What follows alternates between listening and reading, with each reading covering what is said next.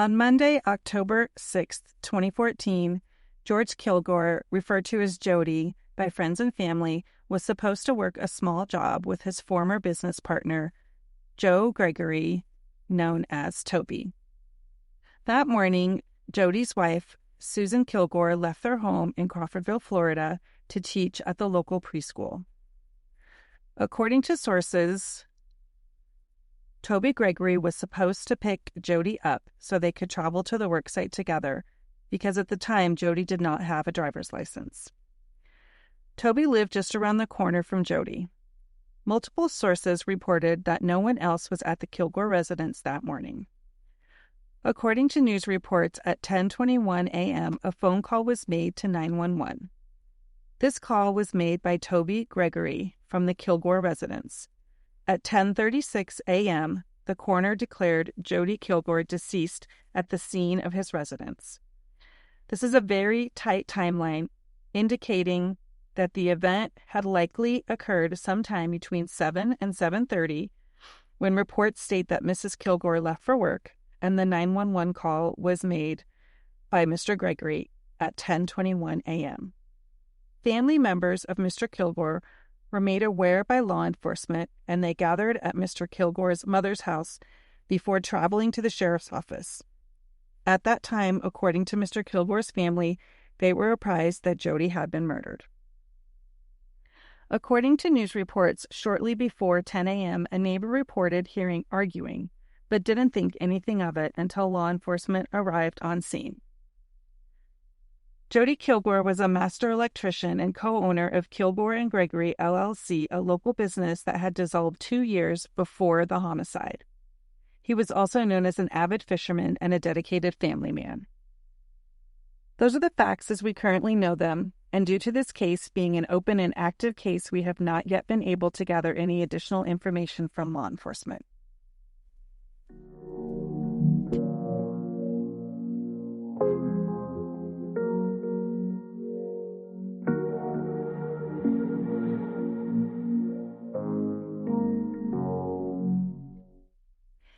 My name is Elisa, and what brings me to this case is my love for true crime. This started for me in the 80s and 90s when 2 big cases came out that were in the public eye. The first case for me that really brought me to true crime was the Menendez case. And if you follow true crime at all, you know that this case is currently in the news in 2025. Right after that was the O.J. Simpson case, and many of us who are in my generation watched that case on TV. We watched how that case ended and all of the things that happened in California as a result of that case. Those are the 2 cases that really brought me to true crime. And then fast forward to about 3 years ago, this new medium called podcasts came out. I'd never heard of a podcast. My sister-in-law said, you should listen to these podcasts. And so we started listening to podcasts. And of course, with my love of true crime, the first podcast I ever listened to, another one that people in the true crime world really know and love, is Serial. Of course, another case that is very, very well known and currently in the news. A couple of other podcasts that really have stuck with me and I've listened all the way through are Inhuman, a true crime podcast, and my absolute favorite is True Crime Bullshit.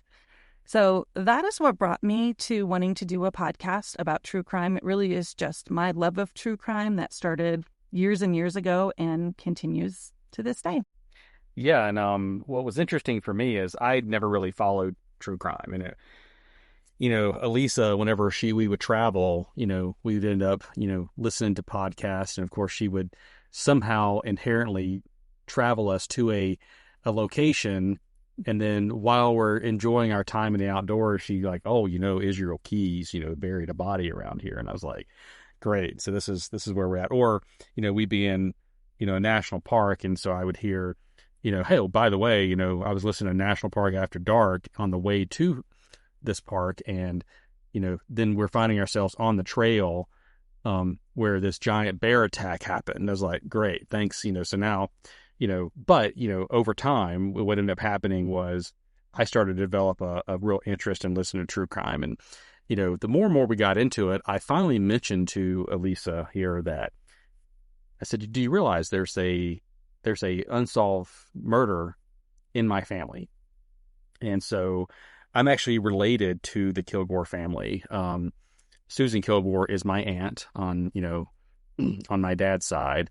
And, it's one of those things that the more we looked into it, the more interested we got. And we thought maybe even to help out the family, getting more people talking and picking an alternative like podcasting on it to get the message out to more and more people may actually help increase conversations about it. Maybe people who have been unwilling to talk come forward.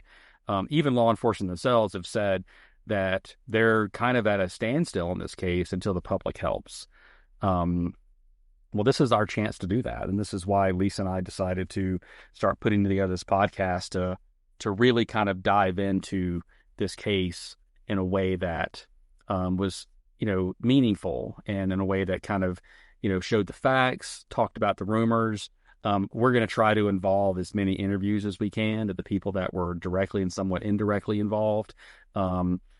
Family members, friends, as much as we can, to put as much information out there in the public as we can. And we're hoping that this helps. We're hoping this solves the case, or closes the case that's been, unsolved for so many years. And it being the only unsolved murder in this county. Anyway, so realistically, I have tons of questions. One of the things that comes up, in this, because there's a lot known, but there's a lot not known, and then it's difficult to understand the difference between what's fact, what's rumor, what's just flat out fiction, and where all that comes from. So, do we have an established timeline? Do we know the last time we saw Jody, and then the 911 call? At this point, we know that he's likely deceased. It's really difficult to tell, as we mentioned, sort of at the end of the case summary. This is an active case, and so we have not been able to access any police reports, anything like that would give us a tighter timeline, nor do any of the news reports. There have been a handful of reporters who have covered this case, maybe 3 or 4 that we've seen in the local newspapers and the local TV, and every single time they interview someone from law enforcement and they say, this is an active case, we can't release, any information at this time. So everything that we're able to tell from the perspective of timeline, it is from newspapers and the time of the 911 call, which we know to be 10:21 a.m. according to newspaper reports, and the time of death, which was also in a report at 10:36 a.m. Okay. As far as when he was declared dead on site, though. Correct. Yes. Yeah. From the time from when the phone call was made at 10:21 to when the coroner declared him dead is 15 minutes. Wow. Okay. 10:21 to 10:36. Which, without having crime scene photos that we can review, it's probably safe to say that, there was no question when law enforcement got there that it was really more of a formality to declare him that he had passed away. Right. As far as what we know, the timeline of like an open window for the event to happen, we know from interviewing family members that his wife, your aunt, Susie, generally left the house between 7 and 7:30 every morning to go to work. We're not aware that there was anybody else in the home at that time other than her and Jody. And so it seems that somewhere between 7 a.m. to 10:21 or 7:30 a.m. to 10:21 is when the event happened. The one other thing that we were able to discover, again through news reports, is that shortly before 10 a.m., a neighbor said he'd heard arguing. That's in one of the reports. So, that's the only information we have. It's not a busy street. It's not like people are traveling up and down the street all the time. You'll talk a little bit about what the neighborhood looks like. Yeah, well, we can talk about that now. One of the things that stuck out to me is, during the research we were doing, we found several references to this was a cul-de-sac. And so when I think of a cul-de-sac, I think of something that's kind of a round or oval shape, and then you can kind of see everyone's front yards. That's what everyone envisions the traditional cul-de-sac to be. But if you go actually look at the overhead Google map of this area, I think a cul-de-sac is not a great way to describe this area. It's better to describe this area more of a dead end. And they own the house at the end of a dead end road. And it's pretty offset from the other neighbor's house. If you look around, it's pretty heavily wooded. It's not really aligned with other houses. And so it's feasible to assume that it was pretty difficult for neighbors to see the front yard. I mean, without, responding to the arguing. And what's interesting is, do we know a timeline for when that argument was reported? The neighbor said shortly before 10 a.m., but he didn't really think anything about it, according to the news report, until massive amounts of law enforcement showed up. Okay. So what makes that even more interesting is, if you want to jump to a conclusion, which I think we're really too early for that right now, you could actually shrink the timeline from 3 to 3.5 hours down to almost 30 minutes. You could. It's possible. If you make that assumption, what's the only person we know there was Toby, who did the actual call. Because we believe at this point the house was empty. It was reported that the house was locked, and Jody was waiting to be picked up for this job. Right. So yeah, I mean, it's a pretty tight timeline if you believe that's, again, that's all speculation now. That's not confirmed because, again, we don't have access to the law enforcement report. So other than Toby, though, do we know anyone else was at the house, supposed to be at the house, typically at the house? Do we know anything like that? The Kilgores have 2 sons. What has been reported to us is that one of the sons was either gone for the day or out of town, and that the other son was away. We don't have a lot of information about where either of those adult children were at the time. Right. And so no one else was at the house. Susie was at work, and we know she was contacted at work by her sister. By her sister. So from what we can currently gather, the Kilgore family all gathered at Jody's mother's house, and from there they went to the sheriff's office. Now, Susie's family is a little different. Her sister Brenda was notified, and then Brenda either went to the school where Susie was teaching or called the school, and that is how Susan was notified. That seems strange to me. So do we know why Brenda was notified and not Susie? That's a question I haven't thought to ask yet. Well, and I don't know that we even know that that's accurate. We have not yet had a chance to speak with either Brenda or Susie regarding what they experienced that day. Right. So yeah, I mean, as you can tell, anyone who's listening right now, you can tell that there's not a ton here as far as what's been reported. So one of the approaches that we decided to take with this podcast is to really just start interviewing the various people in the family, and you're going to start hearing that in some of the next episodes. One of the people we've already interviewed is Robin Stevens, and that is Jody's sister. She's been instrumental in keeping the message out there. She organizes vigils, things like that.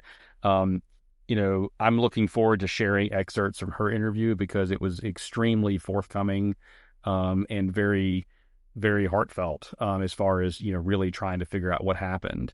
We're also expecting to hear from a number of other people, but we'll wait to give those names once they're confirmed for interviews.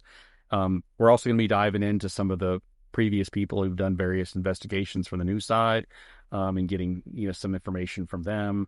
But the direction we're going to take this now is, what is known in the community. One thing that you have to know about this area of Wakulla County, specifically Crawfordville, this is one of those small towns that everyone knows everybody. Even my grandmother, if you ask about my grandmother's name, everyone knows who this person is. In fact, so much so, I'm surprised she's never been the mayor. And so that was one of the things that really stuck out, I think, specifically to me. I'm not sure how you felt about it, but I'm like, you know, somebody knows something. I mean, this is too small of a community. And it's been interesting to hear a lot of these rumors that we'll be sharing in the future, because there's connections to, um, you know, various, infidelity. There's been references to potentially drugs. There's been references to, um, well, you name it. I mean, and what's interesting is if you dig in those directions, you can find stuff, but is it relative or is it relevant, excuse me, or is it not? I mean, is it one of those things that this is the thing that breaks the case, or was this a random crime? And Jody was in the wrong place at the wrong time, having the wrong argument.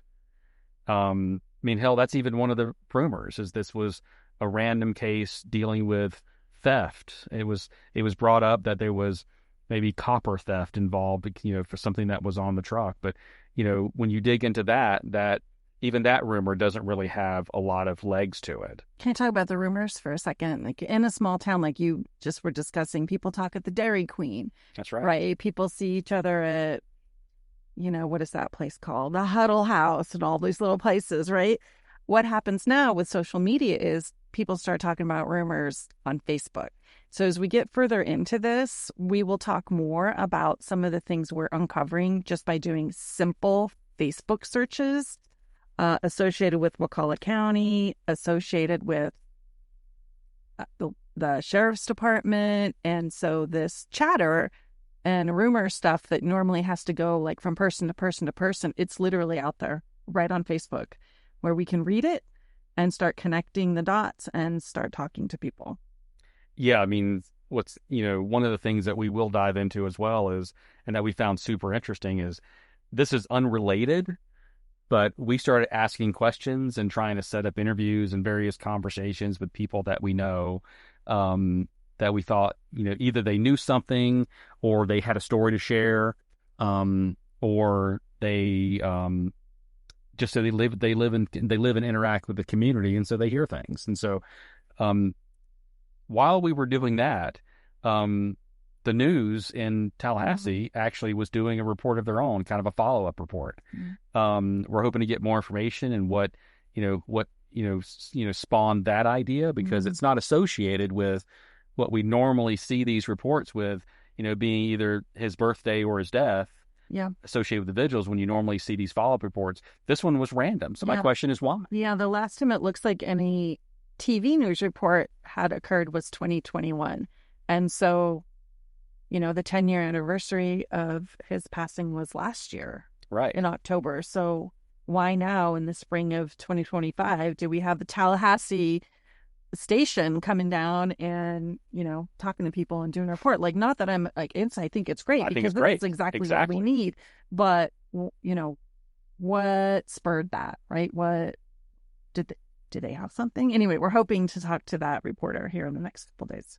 So as far as next steps, I mean, one of the things that we're preparing for is setting up additional interviews. Like I said, mentioned before, we're looking to talk about some of these rumors more publicly to figure out, is there any relationship? Is it just rumor? Is there some fact in there? Who are some of the people that have been most prominent in keeping that word out and hearing from them and, kind of hearing their story? I mean, even me, one of the stories that I like to share is I was real young when I met Jody the first time. And, one of the things that always sticks out to me is, we would be getting together over whatever type of event, some kind of family reunion or just some family event over at Meemaw's house is, what we called her, obviously. But anybody in the South knows what a Meemaw is. People who are maybe listening to this in the North or other place may go, what is that?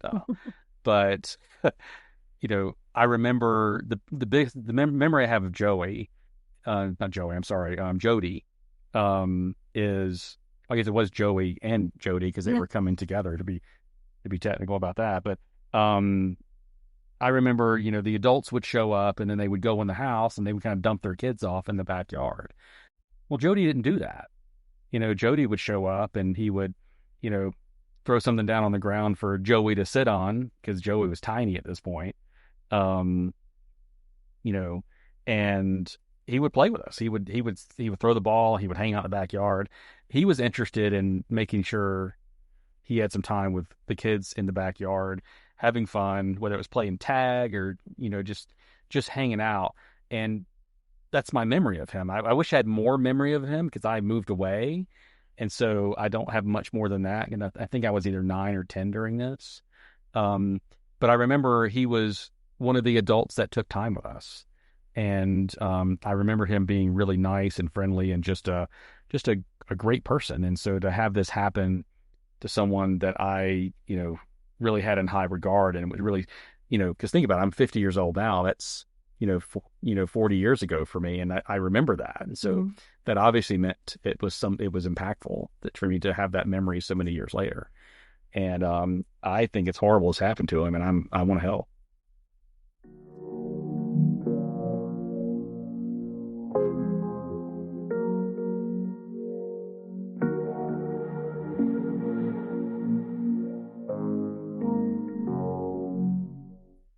Despite extensive investigations by the Wakulla County Sheriff's Office and the Florida Department of Law Enforcement, no arrests have been made and the case remains unsolved.